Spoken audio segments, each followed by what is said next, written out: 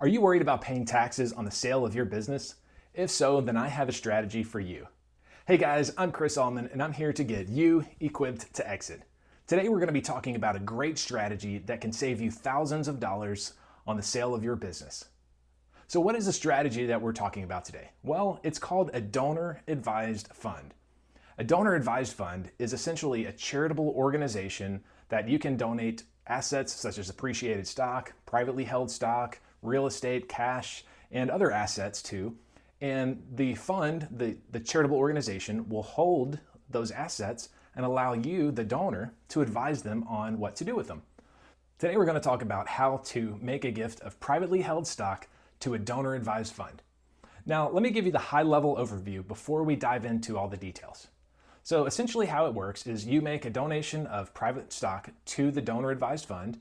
The donor-advised fund then sells that stock to a third-party buyer and receives the proceeds. From that point, you direct the donor-advised fund on what to do with the proceeds. So it's a pretty simple process, but there are a lot of great benefits to doing it. So the first part of the process is making the donation of the privately held shares to the donor-advised fund. Now, when you make the donation of the stock to the donor-advised fund, remember, you're going to lose your personal usage of those shares. So any of the proceeds that you receive into the donor-advised fund, once they sell it, you don't get to use those personally. However, you will get to direct where those funds go. Now, once you make the donation of the stock to the donor-advised fund, two things happen. First, you receive a tax deduction in the year that you make the donation of those stocks. So you're able to itemize that on your tax return in the year that you make the gift. And then number two, you get to avoid the capital gains taxes on the shares that you donated. So the next step in the process is to tell the donor-advised fund what to do with the shares that they receive. So before you get too far down that road, you really want to bring in the donor-advised fund early, let them know what your plans are for the stock, and make sure that you follow all of the rules that they have so that everything goes smoothly.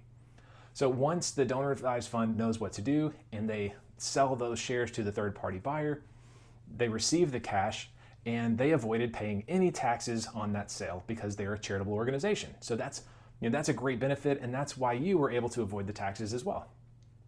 So now that you've gifted your privately held shares to the donor-advised fund and directed the donor-advised fund to sell those shares to the third-party buyer, and the donor-advised fund has received the proceeds of that, and there's cash sitting there in the account, what do you do next?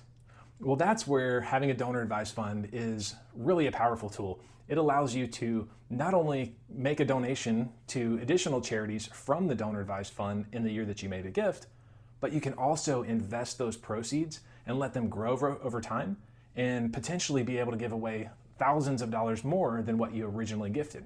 So it's a really neat strategy where you can almost create your own personal foundation in which you can direct funds out to additional charities over time.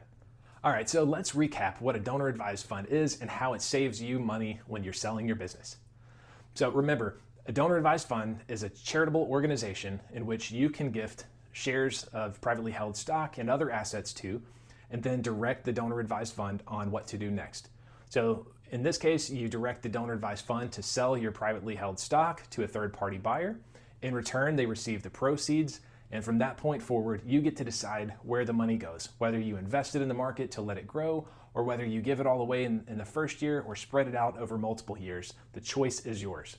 So remember, you're going to get a tax deduction in the year that you make the gift, and you avoid the capital gains taxes, which allows you to make a greater contribution and really increase the charitable impact that you have on the foundations and the charities that you support. So I hope that you found this strategy helpful. Definitely give it some consideration if you're in the process of selling your business and you're worried about taxes.